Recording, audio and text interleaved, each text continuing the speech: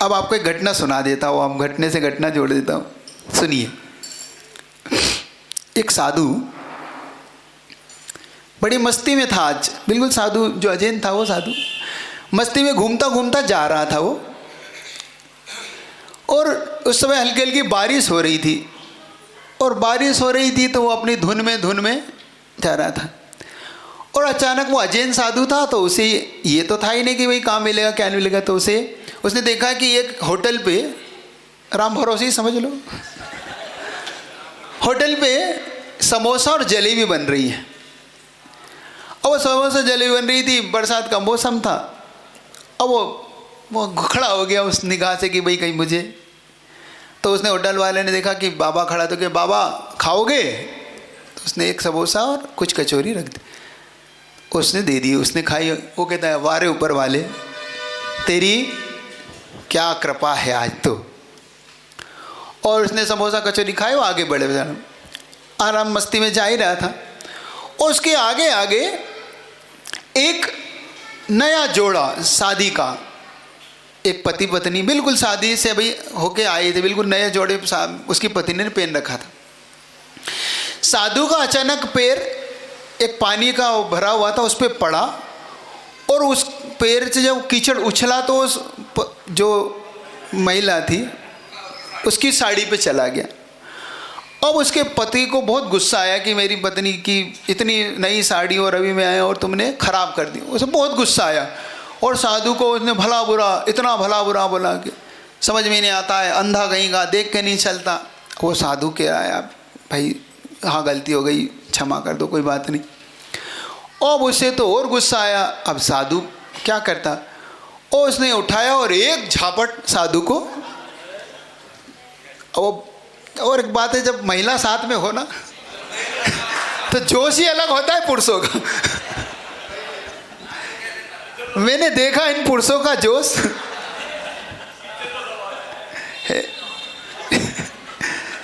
इन महिलाओं, अगर कोई गर्लफ्रेंड साथ में हो, फिर लड़कों को खर्चा तुम देखो कैसे करते हो। भिखारी भी हो तो अरबपति करोड़पति ऐसा खर्चा कर, हाँ ये भी लिया और ये भी, हाँ सच है गलत है। अब वो उसे झापट मारा, बस साधु ने कहा वारे ऊपर वाले, कभी तो तू गरम गरम जलेबी खिलाता है और कभी कभी तू झापट खिलाता है। ठीक है भाई, बात आई गई हुई। वो आदमी चला गया। जब आगे चला गया तो थोड़ी देर आगे बढ़ा, और अपने घर पे जैसे ही पहुंचा तो उसकी पानी गिरा था तो सीढ़ियाँ गीली थी, और वो सीढ़ी जैसे ही पे चढ़ा तो उसका पैर फिसल गया और पैर में फ्रैक्चर हो गया। और उसके पैर में फ्रैक्चर हुआ, वो थोड़ा सा उसकी पत्नी को लगा कि भाई ये कैसे हो गया, तो उसको लगा उस साधु को इसने अभी अभी झाड़ से झगड़ा हुआ है, और ये अभी अभी उस साधु ने कुछ कर दिया, लगता है इस साधु ने कुछ तंत्र मंत्र किया, इसलिए मेरे पति को फ्रैक्चर हो गया। अब वो वहाँ पे 2-4-10 लोग इकट्ठे हो गए इतने में कि क्या हो गया क्या हो गया। उसने कहा फ्रैक्चर हो गया, ये हो गया। इतने वो साधु आता हुआ दिख गया, और उसकी पत्नी ने कहा यही वो साधु है जिसने मेरे पति को मंत्र तंत्र किया, इसने मेरे पति को अभी अभिशाप दिया, इसने ही मेरे पति के पैर में। अब उन लोगों ने को लगा कि भाई इस साधु ने अच्छा नहीं किया, उन्होंने साधु को घेर लिया। तूने क्या करा ये बता भाई, तूने तंत्र किया मंत्र किया, उसका पेट टूट गया। तो क्या भाई मारो मत, पहले तो ये बता हुआ क्या है भाई, हो क्या है, तुम पीटने लग रहे हो, मेरी गलती तो हुआ क्या है। तो वो कहता है ये इसकी एक्चुअली में अगर तुम गांव में जाओगे तो उसको यार बोलते हैं, पत्नी के अपने पति को क्या बोलते हैं, यार बोलते हैं ना, यार अरे यार ये तो आसान भाषा, लेकिन वो एक्चुअली में पति के लिए होती है कि ये इसका यार है, मतलब इसका पति है। तो वो कहते हैं उसके पति का पेट टूट गया, तुमने कुछ करा है। तो सुनो, उसने कहा गजब की बात कही। ये बात पकड़ लेना तो तुम्हें समझ में आ जाएगा कि तुम किसी के साथ गड़बड़ नहीं करोगे इसके बाद। तुम आहार देने वालों के साथ आज के बाद गड़बड़ नहीं करोगे अगर तुमने ये बात पकड़ ली मेरी तो। उसने कहा सुनो,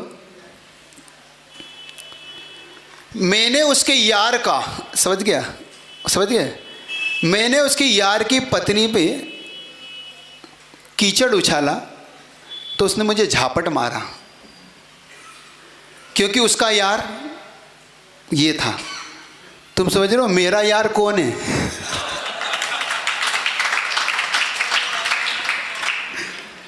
तुम अगर मुझे मारोगे तो मेरा यार तुम्हें सजा नहीं देगा, ये बात याद रख लेना।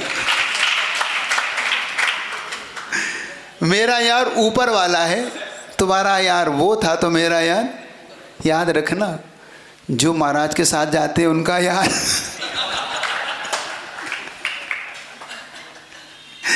समझ आ रही कि नहीं आ रही?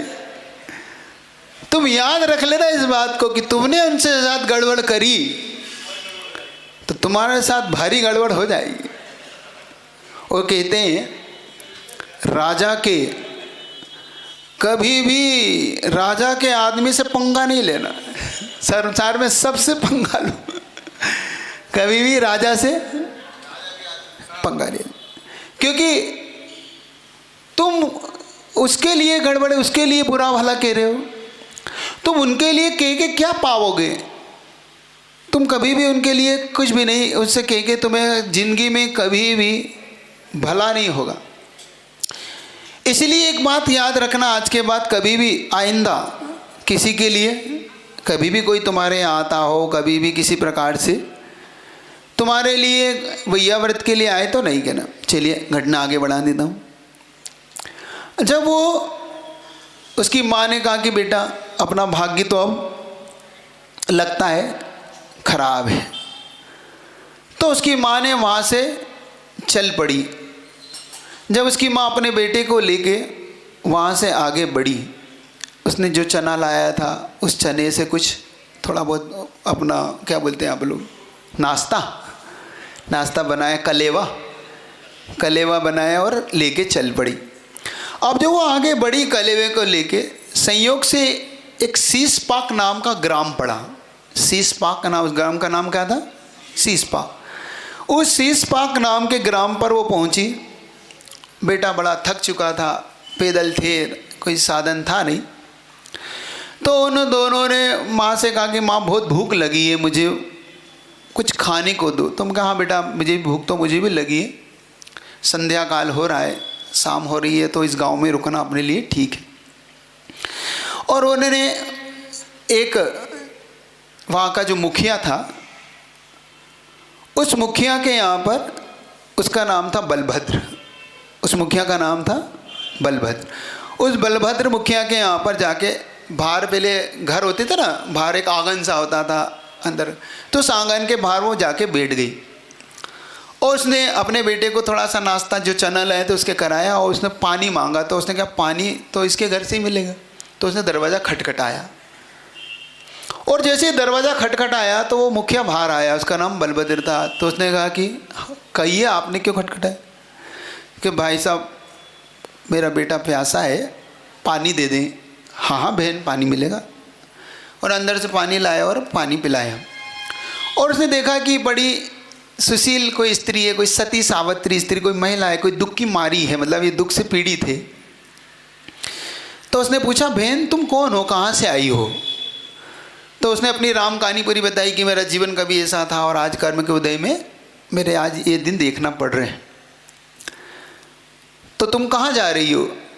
कुछ काम के लिए निकली हूँ, नगर छोड़ना पड़ा है कर्म के उदय में, तो मुझे आज ये छोड़ना पड़ रहा है।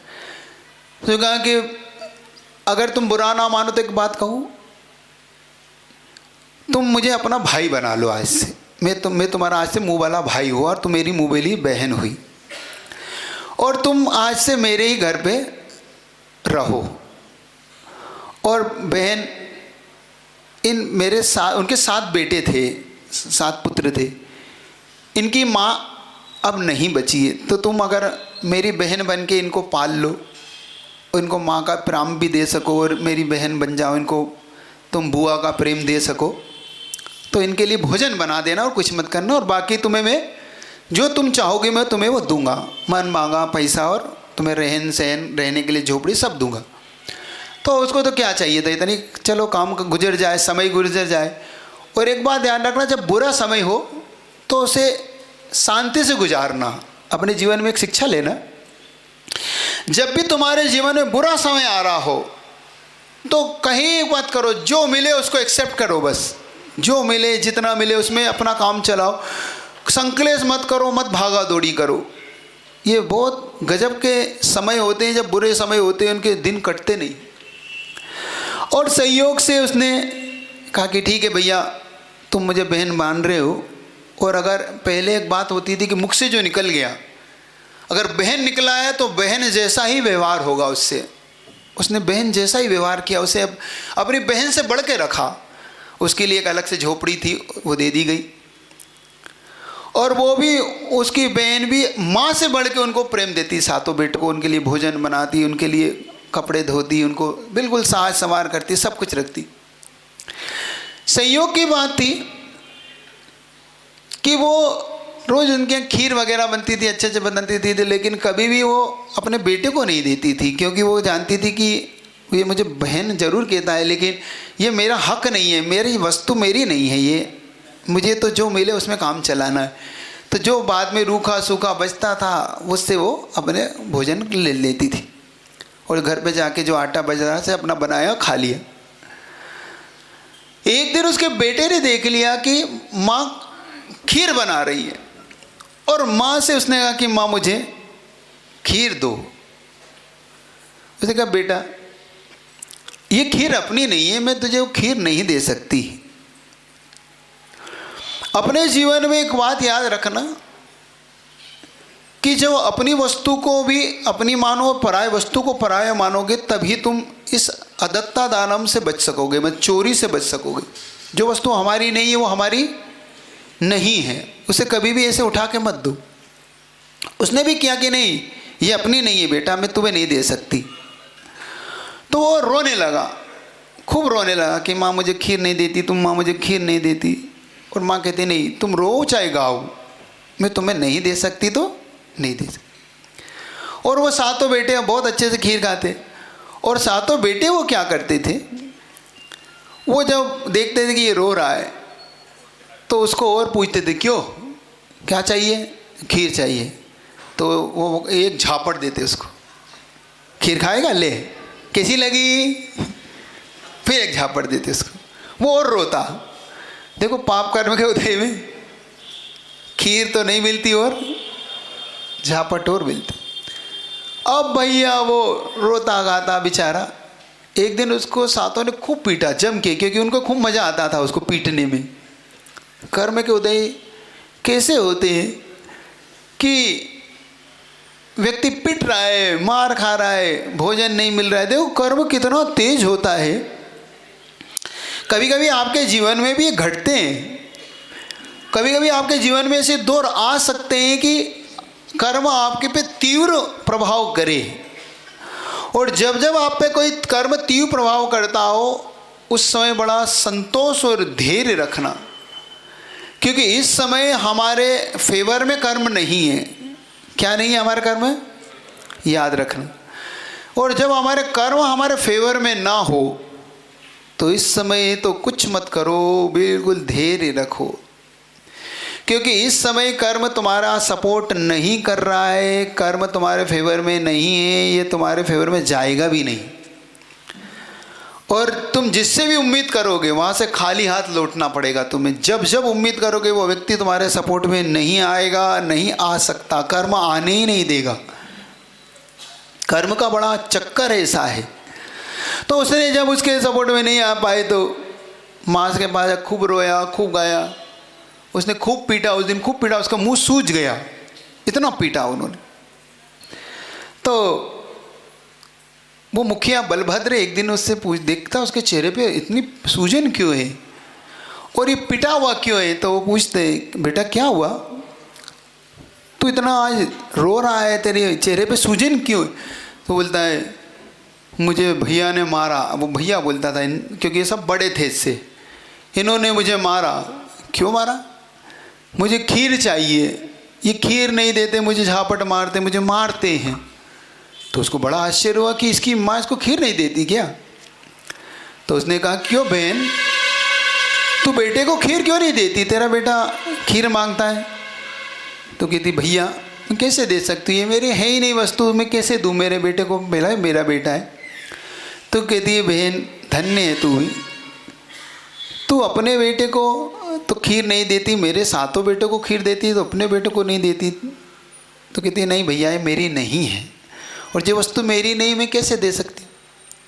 तो कहती अच्छा कोई बात नहीं। वो समझ गया संकोच भाव को, क्योंकि जो अच्छे लोग होते हैं उनके अंदर बड़ा संकोच होता है ना। मांगू नहीं मर जाऊं पर मांगू नहीं अपने तन के काज, और परमार्थ के कारण मुझे ना आवे लाज। मांगू नहीं पर मर जाऊं पर मांगू नहीं अपने तन के काज। मर जाऊंगा लेकिन अपने तन के लिए नहीं मांग सकता, और परमार्थ के कारण मुझे ना आवे लाज। मुझे लाज नहीं आती परमार्थ के लिए, मुझे लाज शर्म नहीं है। परमार्थ के लिए मांग सकता हूँ कि हाँ भाई दो, लेकिन अपने लिए नहीं। जब उसने देखा कि ये बहन है बिल्कुल, तो उसने कहा कोई बात नहीं, ये लो दूध और ये लो चावल, ये दूध चावल तुम ले जाओ और इसकी खीर बना के, अब तो कोई दिक्कत नहीं, अब तो दे हुई भैया कोई बात, अब कोई दिक्कत नहीं, जब तुमने मुझे कह ही दिया कि ये मेरी है। तो उसने दूध दे दिया, खीर दे दी, और वो मीठा था जो भी था, मतलब उसने कहा बहन इसकी तुम खीर बनाओ। संयोग से वो जब शाम को उसने बेटे से कहा कि बेटा देख तेरे लिए खीर की सारी सामग्री आ गई, अब रो मत, तेरे को खीर मिलेगी। हो बेटा तो ऐसा खुश, खीर बनाओगी वहाँ? हाँ हाँ तेरे लिए तो लाऊं, लेकिन आज नहीं, अब तो कल बनेगी, क्योंकि अब तो रात हो गई है। बस वो रात में ऐसा, माँ खीर, सो जा अभी रात है, सो जा। तो 10-11 बजे कहते देखना माँ दिन तो नहीं हो गया, ओके नहीं अभी रात गया गया, सो जा अभी। तो उसने पूरी रात भर सोने नहीं दिया माँ को। उस दिन उसने बस माँ दिन हो गया क्या, माँ दिन हो गया क्या? माँ ने कहा नहीं अभी दिन नहीं, सो जा। और जैसे ही दिन थोड़ा सा उदय हुआ, मुर्गे बोलने लगे, तो माँ ने कहा कि उठ जा चल जल्दी से नहा ले, अब खीर खा। वो तो तैयार था ही, उसने जल्दी से नहाया, स्नान किया।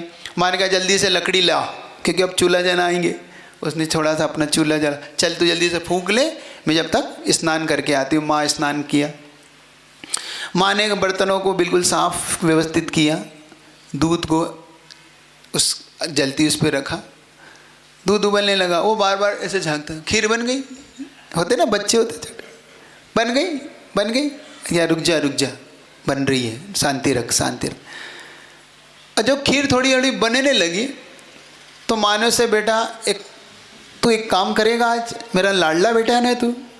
हाँ माँ तुम्हारा बिल्कुल लाडला बेटा, बोलो क्या करना। बेटा आज कुछ हो जाए, आज पहली बार अपने घर में ऐसा द्रव्य है कि ये द्रव्य अपन बाद में इस्तेमाल करेंगे, पहले अपने गुरु को देंगे। गजब है। आहार दान की भावना तो देखो, जिसके घर में खाने को नहीं हो फिर भी किसकी चिंता कर रहा है वो? किसकी? गुरु की। जिसके घर में पहली बार बन रही हो, जिसका बेटा ललायित हो, अपने बेटे को भी गौण कर देती है। किसके लिए? किसको? सुन रहे हो तुम? जिस क्षण तुम अपने बेटे को गौण कर देती हो, जिस क्षण तुम अपने पति को गौण करती हो, जिस क्षण तुम अपने रिश्तेदारों को गौण कर देती हो, ये कहलाता है अक्षय दान। अक्षय दान कहलाता है ये। अब तुम्हारा द्रव्य घटने वाला नहीं है। तुम्हारे जीवन में कभी तुम्हें भूखे मरने की नौबत आ नहीं सकती। तुम्हारे जीवन में कभी तुम्हें हाथ नहीं फैलाना पड़ेगा आज के बाद। ये मैंने देखा है। मैंने कई ऐसे उदाहरण देखे कि जिनके घरों में गुरुओं के शरण पड़ गए, उनके दिन बदल गए। जिनके घरों में गुरुओं के चरण एक बार आ गए, गुरुओं को आहारदान दे दिया, उनके आहारदान का प्रताप उनके जीवन में इतना गहरा फला, इतना गहरा वो प्रताप फला कि उनके जीवन से दरिद्रता ही निकल गई, दरिद्रता ही दूर हो गई उनके जीवन में, कभी दरिद्र नहीं हुए। और क्यों? उसका मुख्य कारण देखना, तुम हेतु पकड़ना, कारण पकड़ना कि आखिर वो कारण कौन सा होता है। तुमने कौन सा काम किया? तुमने कोई भारी काम नहीं कर दिया, लेकिन तुम्हारी वो क्रिया, तुम्हारा वो उस समय का परिणाम, उस समय के तुम्हारा दान, उसने तुम्हें ऐसा तीव्र पुण्यानुबंधी पुण्य बंधवा दिया। कौन सा पुण्य बंधवा दिया? देखो, दान सब देते हैं, ये महत्वपूर्ण नहीं है तो तुमने दान दिया। दान तो सर सेठ दे देगा, करोड़पति अरबपति दे देगा। दान कब दिया? तुम लोग रोते रहते हो, तुम लोग इस बात के लिए रोते रहते हो, महाराज हमेशा दान की प्रेरणा, दान दान दान, है ना? नरेंद्र जी कहते नहीं, दिन भर जब बैठो सो दान, दान बैठे सो दान की चर्चा, दान के अलावा कोई दूसरी चर्चा तो हो ही नहीं सकती। जब तुम्हारी ऐसी भावना देखता हूँ तब मेरे को बड़ी पीड़ा होती है कि क्या करें इनका, कैसे इनको अरबपति बनाएं, करोड़पति बनाएं, क्या करें इनको, कैसे बनाओ इनको। सोचो कैसे, तुम दान के महत्व समझ ही नहीं पाए। एक बात मेरी आज नोट करना, दान कब देना, जीवन में दान कब देना, ये आज तुम्हें नोटेट करा रहा हूँ। जीवन में तुम्हें सद्भाव हो रहा हो, तुम्हें खूब चल रही, तो तुम्हारे दान का महत्व अभी इतना नहीं है। जब जीवन में तुम्हारा अभाव हो रहा हो, जीवन में तुम मेरे बेटे को दे दूं कि मेरे गुरु को दे दूं, तब समझना तुम्हारा दान देने का परिणाम। चुनना, जब तुम्हें जीवन में चुनना पड़ जाए कि मेरे भगवान का जिनालय बन रहा है, एक तब मैं अपना मकान बना लूं कि भगवान का जिनालय बनवा दूं, क्या करूं, क्या निर्णय लूं। मेरे पास मकान नहीं है, मैं किराए के मकान में रहता हूं, और पंच लोग आए मेरे दर पे, भैया मंदिर बन रहा है, तो तुम ये मत कहना शर्म नहीं आती मेरा मकान बनानी है, तुम मंदिर बनाने की बात कर रहे हो, ये नहीं कहना। देखो, एक बहुत अच्छी तुम्हें एक संस्मरण सुनाता हूँ। पूज्य सुधाचार्य जी के साथ हम लोग थे, और उस समय हम लोग बांसवाड़ा खांदू कॉलोनी में थे। खांदू कॉलोनी में देखा होगा आप, कभी गए, नाम तो सुना ही होगा। बहुत गजब की खांदी कॉलोनी, बहुत गजब का लोग है वहाँ के, कहना पड़ेगा। 400-500 घर की समाज है वो, हुमड़ समाज कहलाती है वो। वहाँ पे 10 हुमड़ 20 हुमड़ जैसे आपके यहाँ चलता ना, परमार गोलापुर अलग अलग समाज, वैसे वो हुमड़ समाज है। लेकिन आस्था लाजवाब उनकी। मैं तो वहाँ होके आया, इसलिए मैं तो देखा उनकी आस्था को। और वो कॉलोनी 400-500 घर की कॉलोनी, और एक मंदिर जिनालय है, 2 एकड़ में हो कम से कम मंदिर का परिसर। अभी बना रहे, नया मंदिर बना रहे हैं, महाराज के कहने से बना रहे। वो श्रीनाथ भगवान का वो जिनालय है। वहाँ हम लोग बैठे थे, संयोग से कुछ व्यक्ति गुरु महाराज जी के दर्शन करने पहुँचे। हम लोग ऐसे ही बस प्रवचन के लिए बैठे ही थे। महाराज तो बहुत, महाराज को देख के बड़ा ऐसा खुश हो रहा था, बहुत प्रसन्न हो रहा था। और कोई ज़्यादा प्रसन्न होता है तो मेरी इससे थोड़ी सी सहन नहीं होती कि भाई ये गाय को इतना प्रसन्न हो रहा है, ड्रामेबाजी कर रहा है, नौटंकी कर रहा है कि वास्तव में प्रसन्न नहीं है।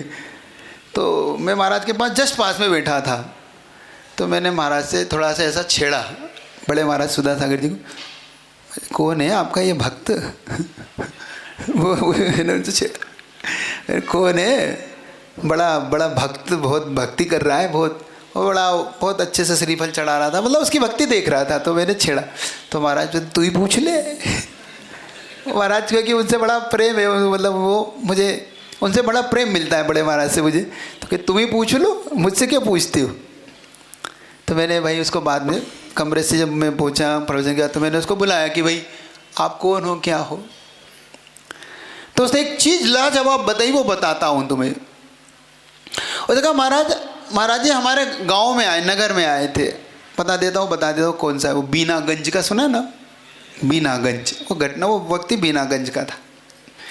और बीनागंज से महाराज में आया हूँ, और महाराज बीनागंज पहुँचे थे तो वहाँ पे कुछ प्रतिमाएं निकली थी भूगर्भ से, 20-30 प्रतिमाएं थी वो। तो महाराज जब वहाँ पहुँचे तो महाराज ने कहा कि भाई ये प्रतिमा इतनी सुंदर है, और महाराज जब किसी चीज़ की व्याख्या कर दें तो फिर वो अलग माहौल हो जाता है वहाँ, तो फिर कुछ अलग ही दृष्टि आ जाती है। तो उन्होंने कहा कि महाराज ने कहा कि भाई इसके लिए तो हम पहले सामान्य मंदिर बना रहे थे। तो महाराज ने कहा नहीं, ये सामान्य मंदिर में नहीं बैठ सकती, ये प्रतिमाओं के लिए तो क्षेत्र बनाना, अपने को क्षेत्र बनाओ। कोई जमीन देगा कोई अपनी। महाराज जी का अतिशय देखना, हाईवे की ज़मीन 30 एकड़ एक व्यक्ति ने कहा पूरी की पूरी ज़मीन में देता हूँ अगर क्षेत्र बन, मतलब एक एकड़ ज़मीन 1.5 करोड़ की थी, मतलब 30-40 करोड़ की ज़मीन तो उसने ऐसे दे दी। पहले 15 एकड़ दी, बाद में उसने पूरी दे दी कि भाई महाराज अब बन रहा है तो पूरे से बन। और उसी में महाराज ने कहा कि भाई अब ज़मीन तो मिल गई, अब कौन एक भगवान का एक मंदिर कौन बनाएगा कि 24 मंदिर बनना है। अब बात आई, फटाफट महाराज का काम है तो फटाफट लोगों ने कहा हम बनाएंगे।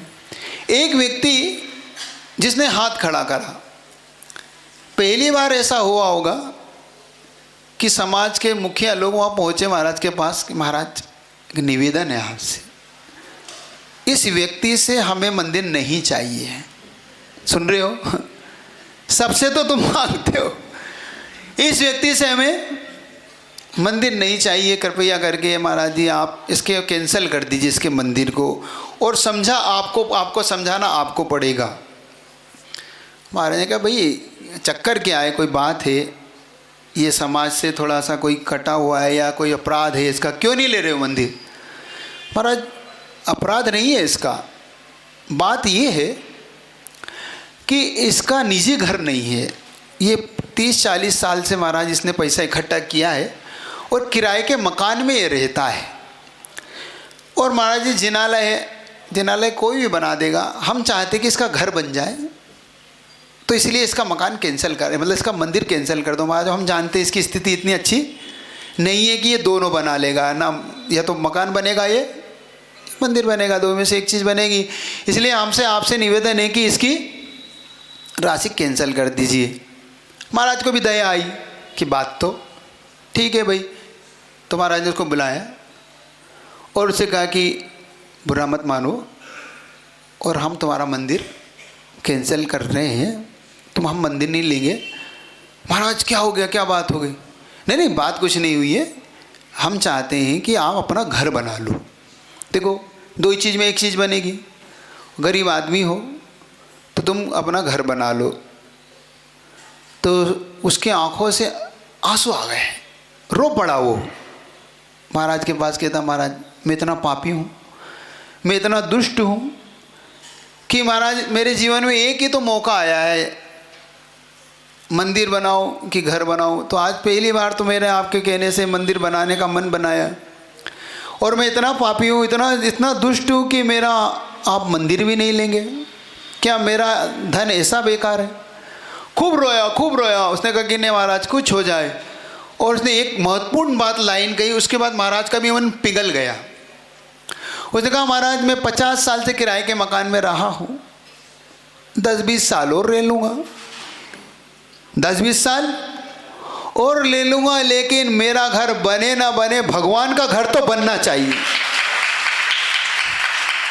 मुझे आशीर्वाद दे दो कि मैं भगवान का घर बना सकूं, मेरा घर ना बने तो ना सही। जब ये बात उसने कही तो महाराज को पिघल के आखिर कहना पड़ा कि भाई अब मैं कुछ नहीं कर सकता, इसके द्वारा मंदिर तो बनेगा, इसका पुण्य इतना तेज है कि ये मंदिर बना के रहेगा। और महाराज ने कहा जा, तुझे मैं आशीर्वाद देता हूँ, तेरा घर भी बनेगा और तेरा मंदिर भी बनेगा, जा तुझे मैं आशीर्वाद। क्योंकि तूने क्या कह दिया? अभाव। मैं क्या कह रहा हूँ, दान कब देना? सद्भाव में तो अच्छे अच्छे दे देते हैं, खूब करोड़पतियों दे देते हैं कि हाँ हाँ हमारा भी 1 करोड़ लिखो, 2 करोड़ लिखो। जब तुम्हारा अभाव हो कि मैं अपना घर बनाऊं कि भगवान का घर बनाऊं, जब ऐसी बात हो रही तब चुनना कि मुझे क्या करना है। और उसने दे दिया, महाराज ने आशीर्वाद दे दिया, महाराज का बिहार हो गया। और उसने जो अंतिम बात अब बताई, जो अब मेरा दिल उसके बाद फिर दान पे विषय पे फिर 56 इंच का हो जाता है इसके बाद। तो उसने कहा कि महाराज मंदिर का निर्माण तो चल रहा है, मंदिर का निर्माण करीब करीब होने को है, लेकिन गजब तो ये हुआ कि मंदिर तो बाद में मेरा घर पहले बन के तैयार हो चुका है, मेरा घर बन के तैयार हो चुका है। और मैं आशीर्वाद लेने आया हूँ महाराज से कि घर में प्रवेश कब करूँ, मुझे आशीर्वाद दीजिए। सुन रहे हो? जिसके पास चॉइस थी और चांस, 2 चीज़ होती हैं। जब आपके पास चॉइस हो और चांस हो, चॉइस होती है करोड़ों लोगों के पास, गरीब के पास चांस होता है। सुन रहे हो? करोड़पतियों के पास चॉइस होती है कि भाई ये मंदिर बना दूँ, ये भी बना दूँ, ये, क्योंकि वो दोनों चॉइस है उनकी, चुन लेते।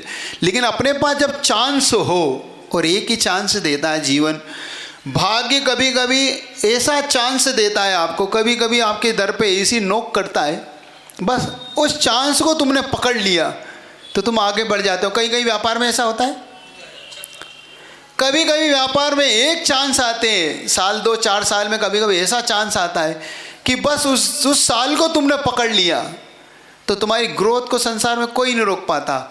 और तुम उस चांस को छोड़ गए तो बाद में फिर सिर कूटते रहते हो, अरे मुझे पता ही नहीं था कि ऐसा भी हो जाएगा, वैसा भी होगा। तो गया सो गया। अभाव में दिया हुआ दान विशेष फलता है। मेरा तो मान्यता ही बदल गई, मेरी तो मान्यता ही उस दिन से सारी बदल दी। मैंने मान्यताओं को रख दिया अलग कि है बेकार है ये सब करोड़पतियों को तेल लगाना। मेरा मन तो उस दिन से गरीबों पे आ गया। मेरा हृदय तो लुट गया गरीबों पे कि अब अमीरों को अमीर नहीं बनाना, अब तो गरीबों को अमीर बनाने की विधि सीख ली है ना। सीख लिया उस दिन से कि अपने गरीबों को कैसे उठाना, बस अब गरीब को अमीर कैसे बनाना। तब से मैं प्रेरणा में अमीरों को कम देता हूँ, मैं गरीबों को देता हूँ। और गरीब भले ही रोता है, अरे महाराज मेरे से ही मांगते हो, मैं तो पैसे ही देने लायक नहीं हूँ। हाँ आप लोग कहते हो महाराज मेरी तरफ क्या देख रहे हो, वो देखो वो बैठा है, उससे मांगो, उससे बोलो। मैं कहता हूँ बेटा मुझे उससे चाहिए ही नहीं, क्योंकि वो तो पहले से अमीर है। मुझे अमीर तो तुझे बनाना है। मुझे अमीर किस, अच्छा बताओ, अमीर को अमीर बनाओ कि गरीब को अमीर बनाना? गरीब को अमीर, क्या अमीर तो पहले से अमीर, उसे क्या अमीर बनाना? मुझे तो गरीब को अमीर बनाना है। तो मैंने एक चीज़ सीख ली उस दिन के बाद से कि नहीं, अगर अभाव हो तो उस अभाव में प्रेरणा दोगे तो ये अपने आप ये ग्रोथ करेंगे अपने आप। क्योंकि चक्कर ये है, उसमें उसका मुख्य कारण तुम्हारे सामने बता देता हूँ कि ये होता क्या है। अब देखना है इसमें कर्म कैसे काम कर रहा है, कर्म की स्टोरी समझ लो। इसमें कर्म समझ लोगे तो बहुत जल्दी। तुम गरीब बने क्यों ये बता दो बस। तुम पहले अमीर थे, पूर्व में तुम कोई गरीब नहीं थे, तुम सब अमीर थे। जितने ये गरीब रोते हैं ना, ये रोतल रोग हैं, ये रोते ही रहते हैं। भगवान ने हमारी सुनता ही नहीं है, भगवान तो हमारी को देता ही नहीं, भगवान तो हमको चाहता ही नहीं। भगवान तो किनको चाहता है? अमीरों को। अमीर कोई चाहेगा या अमीर कोई पूछेगा। तुम लोग गरीब नहीं थे, तुम लोग कभी, तुम भी इस अमीरों की तरह अमीर थे, लेकिन तुमने कभी बीज बोया ही नहीं। तुमने पापों में तो खूब जम के खर्च किया, शादियों में खूब जम के। इसकी शादी 1 लाख की तो अपनी 10 लाख की, उसकी 10 लाख की तो अपनी 1 करोड़ की। तुम कंपटीशन किस में करते हो? पापों में। इसका 1 मंजिल का मकान, अपना 3 मंजिल का। उसकी 1 फैक्ट्री, अपनी 2 फैक्ट्री। उसके लिए साइकिल तो अपनी मोटरसाइकिल, उसकी कार तो अपनी, हाँ बता दो कौन सी कार? मर्सिडीज महाराज, और कोई सी बड़ी हो, होंडा की हो, नहीं आ रही हो, सब वो चाहिए है। करते हो तुम कंपटीशन, करते हो पापों में। कभी तुमने कंपटीशन पुण्य में किया ही नहीं। तुमने कभी कंपटीशन किया? महाराज जिसने कितना दान दिया, 1 लाख, तो मेरा 2 लाख लिखो, लिखो दान 2 लाख। उसने 1 लाख दिया, मैं दुगना दूंगा। लेकिन होता क्या है मैं बता देता हूँ। तुम 14 के हैं, तुम्हारे यहाँ होता है? उस हमारे यहाँ तो होता था उस तब नहीं होता। तुम्हारी 14 आती है ना, भादों की 14, ये साल में एक दान तो निकलता होगा तुम्हारे समाज में? नहीं होता। अच्छा, नहीं तो पहले होता था। हमारे वहाँ होता था, वो बता देता हूँ। मैंने जब मुझे तो वहाँ पे क्या होता था, एक लिस्ट निकलती थी। तो होता आदमी पहले, सबसे पहले बड़े लोगों को नाम लिख दिया जाता था, बाद में छोटे लोगों के नाम होते थे जो मुखिया होते थे। तो आदमी पहले सबसे पहले बड़े लोगों से लिखवा लाता था। तो वो छोटा भाई बड़े को देख के छोटा लिखाता था कि भाई बड़े ने इससे लिखा है तो बड़े ने 100 लिखा है तो अपना 10 रुपये लिख लो, उन्हें 1000 लिखा तो अपना 100 रुपये लिख लो, उन्हें 2000 लिखा है तो अपना 1100 लिख लो। ऐसे ही होता है, ऐसे ही होता है, लिस्ट ऐसे ही रहता है। क्योंकि भाई जब बड़ा ही नहीं दे रहा तो मैं का दूंगा, और दे दो तो बड़ों को मिर्ची लग जाती है। अगर बड़ों ने 500 लिख दिए और तुमने 600 लिखा दिए तो फिर बड़ों का चेहरा देखने लायक होता है। तेरी इतनी औकात, मुझसे ज़्यादा दे रहा है, वो सहन भी नहीं होता उनको। तो ये लिस्ट निकलती थी और बड़े लोग बड़े उससे देते, छोटे लोग छोटे। तो आप लोग लिस्ट में कैसे लिखाते हो? वही 11 लिख लो, 21 लिख लो, 31 लिख लो। नहीं, कभी नहीं। उसने लिखाई, हमको अपनी क्षमता से लिखाना। कभी भी दान देते समय कभी ये मत सोचो कि मैं क्या दे रहा हूँ, ये सोचो मैं किसको दे रहा हूँ, मैं दान का बीज कहाँ बो रहा हूँ, ये दान मैं किसके लिए दे रहा हूँ। बस इतनी सी बात हमारे जीवन को बदल सकती है। जब वो अभाव में दिया दान, क्योंकि अभाव जीवन में जब तुम्हारे लिए शर्त लगा दे, चॉइस पैदा कर दे, चांस पैदा कर दे कि यही चांस है, इसी चांस में तुम्हें देने का अवसर है, अगला अवसर तुम्हें मिलेगा नहीं मिलेगा इसकी कोई गारंटी नहीं है। तो ये दिया हुआ दान कैसा फलता है देखना, आप जीवन में कैसा उत्थान करता है। उसकी माँ ने उससे कहा कि बेटा खीर तो तुझे तब खानी है जब अपने घर पे गुरु आ जाए, गुरु को अपन दान देंगे। संयोग की बात थी, बेटा मान गया। बेटा ने कहा माँ मुझे नहीं, बेटा देख तू अच्छा बेटा है ना, लाडला बेटा, इतनी सी और मान ले। तो उसने बताया कि देख अपने गुरु आएंगे, अपने गुरु होंगे, मुनि महाराज होंगे, दिगंबर होंगे, तो उन्हें दान दे के अपन खाएंगे। उसने कहा ठीक है माँ तुम कह रही हो तो तुम्हारी बात कैसे टाल। और वो वहाँ से जब माँ ने कहा कि माँ पानी भर के आती हूँ, तो कोई साधु आए तो देखना, इतना कह के माँ पानी भरने चली गई। माँ ने उस खीर को व्यवस्थित रख दिया ढाँक के, क्योंकि खीर बन गई, जब तक अग्नि को नीचे से अलग कर लिया ताकि खीर खराब ना हो। इधर से संयोग की बात थी, एक सूरज सागर नाम के मुनि महाराज मासो उपासी 1 महीने का उपास करके आए। मुनि महाराज 1 महीने का उपास लेके चले थे, घर पर उन्होंने विधि बना ली। उस शीश पाक नाम के नगर के लिए जब अंदर प्रवेश किया, बड़े बड़े सेठ साहूकार सब खड़े हुए, आज तो महाराज आएंगे, 1 महीने के बाद आएंगे, क्योंकि सबको पता था कि 1 महीना हो गया, आज महाराज जरूर चर्या पे निकलेंगे। तो उनका इंतजार करते करते करते संयोग की बात थी कि गरीब की झोपड़ी तो आखिरी में होती है, महल तो बाद में होते हैं। अब झोपड़ी से गुजरना था महाराज को। तो महाराज ने विधि ली और महाराज उस तरफ बढ़ ही रहे थे कि इसका निगाह पड़ गई इस बेटे की, अकृत पुण्य की निगाह पड़ गई। और अकृत पुण्य की निगाह पड़ी तो वो दौड़ पड़ा, और दौड़ते दौड़ते महाराज के पास पहुंचता है। हे मुनि महाराज, हे गुरु महाराज, आपको मेरे घर चलना है। देखो वो तो भोलेनाथ हैं, उन्होंने कभी देखा ही नहीं बात। मेरे घर चलो, मेरी माँ ने खीर बनाई है। क्या बनाई है? खीर बनाई है महाराज, आज खीर बनाई है, आप उस खीर खा लो तो मुझे भी देगी माँ। उसके कहते क्या था, बाप ले लो तो मुझे भी देगी माँ। तो आप चलिए महाराज, चलो ना महाराज। अब महाराज ने कहा कि भाई अब महाराज तो धीरे धीरे बढ़ रहे थे, 1 महीने का उपवास, वैसे ही कमज़ोर से दिख रहे थे, अपना कदम संभल संभल के रख रहे थे। धीरे धीरे धीरे धीरे आगे बढ़ते गए बढ़ते गए, और जैसे उसका घर निकट आया, अब निकट आया तो उसने देखा कि महाराज तो रुक ही नहीं रहे, महाराज तो आगे बढ़ रहे, घर में प्रवेश करना था। उसको कुछ सूझा नहीं, और जब कुछ सूझता नहीं है ना आदमी को तो उसने कहा कि अब महाराज को तो मेरी खीर चली जाएगी अगर महाराज चले गए तो, और माँ की डांट अलग पड़ेगी।